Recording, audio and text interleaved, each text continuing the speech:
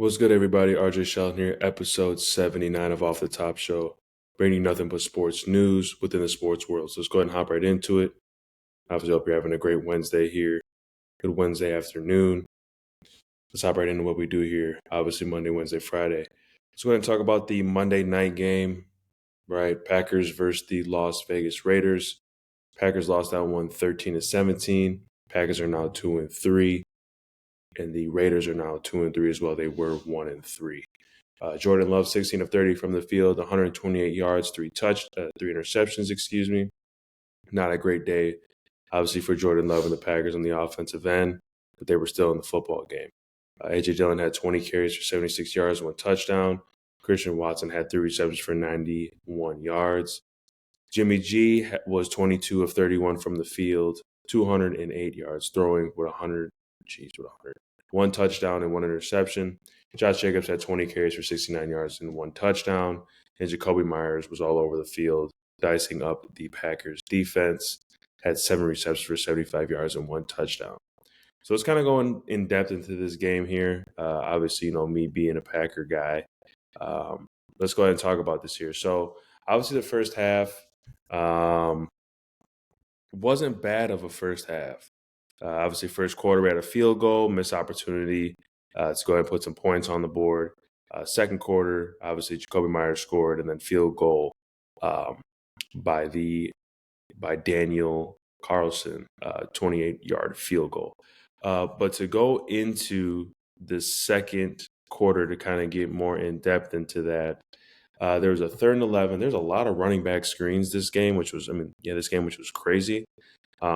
But there was one particular play in the second quarter. It was 3rd and 11. We had a running back screen to Taylor, and he dropped it.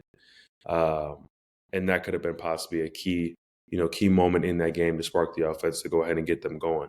Jordan Love kind of threw it more on his back hip instead of throwing him out front. It was blocked down the field. Granted that, we might have been short and might have punted, but you got to go ahead and when plays are called, execute the play to give yourself a chance to go ahead and move the chains. And then also in that second half, in the first half, bad interception by Jordan Love, obviously. Literally threw it right to the middle linebacker. I don't know if he didn't see him or what was the case, but that was a really bad interception. I think that was the only bad interception that he had the whole game, to me, in my perspective in that.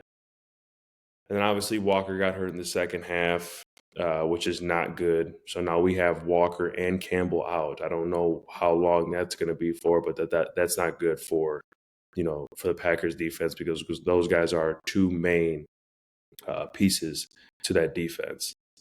So it was a shaky first quarter, and then we go into the second half, right? And we start making plays right away. The Raiders get the ball. Jimmy G throws a ball over the middle. Ford goes ahead and picks it up to start the half off. Boom, we get the ball back in Love's hands. We go ahead and long drive, and Dillon scores with a touchdown. It was good to see, A.J. Dillon getting going here. Gave him 20 carries, 76 yards, 1 touchdown. And that was his touchdown when we had got the ball back off of the Ford interception. And then third quarter obviously comes in to play. I know that we had right away I got a 3 and out by the defense, and our D-line, Clark, Smith, for the Packers were playing unreal on Monday. They were doing a lot to go ahead and create havoc on Jimmy G for the back end guys to make plays. So we go ahead and get that 3 and out. Boom, come out, play action to the left. Jordan Love throws it obviously down to Watson, and he doesn't score. So this is kind of a big problem for me here. In that type of position, in that close of a game or that moment right there, that needed to be a touchdown by Watson. He needed to go ahead and score that. Granted, he got hawked by Peterson. He's by Peters, not Peterson. Those are plays that you need to go ahead and somehow find a way to score, because that play right there, not getting into the end zone, 9 times out of 10 or 10 times out of 10 results in 3 or results in not getting 7. So we left a lot of opportunities on the counter, left a lot of opportunities out on that field. Watson needed to go ahead and score that for us to kind of get that momentum to go ahead and, all right, we need to go ahead and put this, in the bag. And then we got the 3 obviously there. We're up 13-10.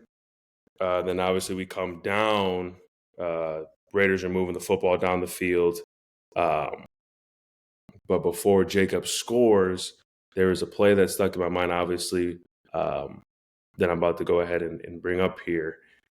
Nixon was one-on-one with Devontae Adams, but he knew that he had help because they were playing off and sagging off for him to go ahead and jump that in route, and he didn't trust his instincts. And then that's where Adams goes ahead and picks up that first down. Boom, they get on the 2-yard line, and obviously proceed to score with Josh Jacobs. That position right there and the key of that game, and knowing your reads, knowing what you need to do, and trusting what you've done in practice, watching film, all that. He just needed to go ahead and be a football player and make the play. And you can tell with Douglas because he was in the back end with him, and I'm sure that he was thinking in his mind that he needs to go ahead and jump and pick that football off. It might have been a different outcome, you know what I'm saying? Maybe we get the interception, boom, go ahead, maybe go down and get 3 or go down and score. But when there's plays on the table, you got to go ahead and make those plays. And I know Nixon is beating himself up about that. And then within that third, quarter, obviously, the second pick. There was 3 that Jordan Love threw. One was obviously the boneheaded play that he made, throwing into the middle linebacker. And then the second quarter that I forgot to mention, the second half, I forgot to mention, Nixon is obviously running a curl route on Peters and doesn't drive back hard to the ball to go ahead and at least make an attempt on it.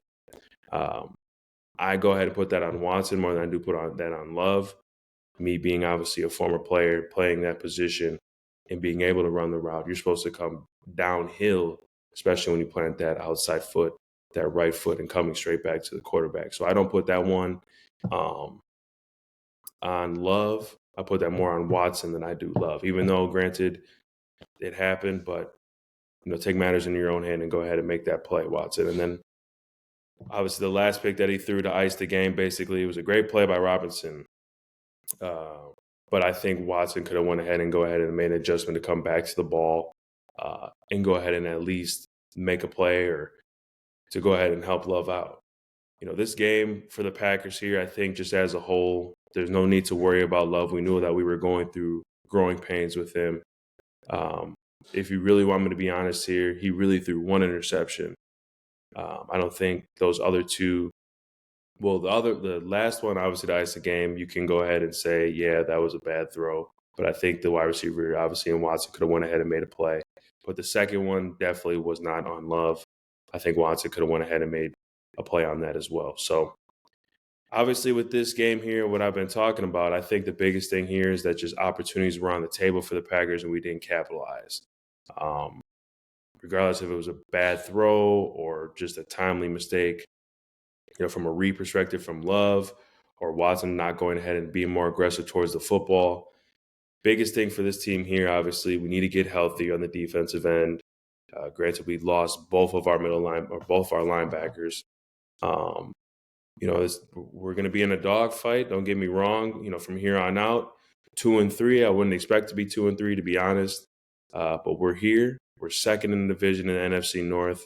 We had to continue to find ways to go ahead and, continue to stay in games. But when opportunities present themselves, Packers need to go ahead and capitalize from an offensive perspective. And I think this game, on both ends, we didn't capitalize when opportunities were open. So that is the Monday night game. And shout out to the Raiders, man. They came out and played. Crosby,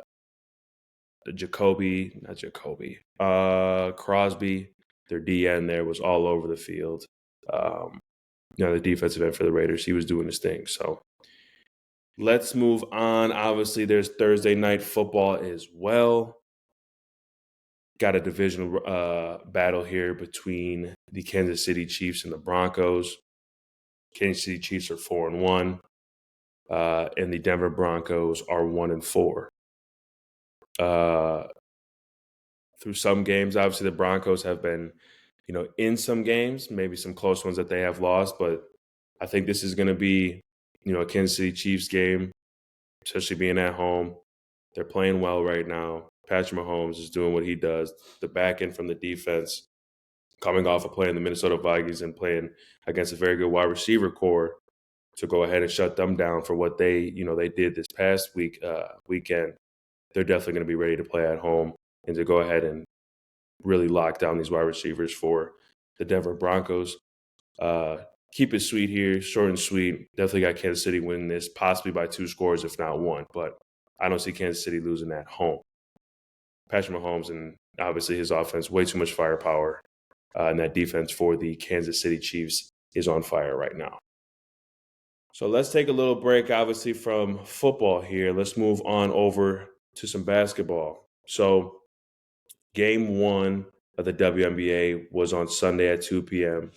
Las Vegas Aces won that one, so they're up 1-0. Game 2 is today, 8 p.m. New York Liberty, obviously, versus the Las Vegas Aces. This is in Las Vegas. I'm going to go ahead, honest opinion here, I'm going to be obviously tuned into this game. I'm going to go ahead and take the New York Liberty. I think Stewart and their team are going to go ahead and bounce back to even this thing up. Watching the highlights after obviously game 1, Las Vegas Aces were everywhere. They're obviously have so much firepower from an offensive, defensive perspective. So I got the New York Liberty winning this one in a tight one, because these are obviously best of the best for women's basketball here playing at a high level. So tune into that. That should be on ESPN. Yep, definitely on ESPN, and it is at 8 o'clock. And then obviously, last but not least here, before we go ahead and get up out of here, because we keep it short and sweet on Wednesdays, NBA preseason is back. NBA season is almost here. We are in October. 2 games tonight if you have League Pass and all that good stuff to watch these games. Celtics versus 76ers is at 6 p.m. And the Kings versus Lakers is the nightcap at 9 p.m. So those games will be on, probably more so on League Pass, or if you do NBA League Pass, or however you're watching that. But NBA is here. We're definitely going to be dissecting the full season when it's definitely go time, when the regular season starts. And obviously, my good co-partner, Mr. Tony Lippett, a.k.a. Lip, has his podcast coming out as well, where it's strictly NBA basketball, and he's talking about his, obviously, outlook on certain things when it comes to teams, players, and situations. So be on the lookout for that. Man, we're done. 13 minutes is what I'm looking at here. You guys have yourself a great Wednesday. Continue to strive to be the best you can be. Continue to go ahead and make sure that you're doing what you need to do, personally, to go ahead and get right with yourself, to go ahead and conquer what you need to conquer. So we will see you guys on Friday. And still, hey, I got things going on right now for this little episode, especially on Wednesdays. So be tuned into that. A lot of one-on-one interviews with some people that I've had the privilege of meeting. So throughout my journey, playing outside and all that good stuff. So we got things brewing. Continue to, check in, obviously, on the podcast, Off the Top Show. It's on all platforms: Instagram, Twitter, YouTube, Facebook. I do have a TikTok page, obviously my personal TikTok page, personal Instagram, obviously you'll see on there as well. But appreciate all the love. I'm seeing it obviously from, my end, seeing the numbers and everything, but appreciate you guys for that. But tune in and check in on all that good stuff. We will see you on Friday. Peace out.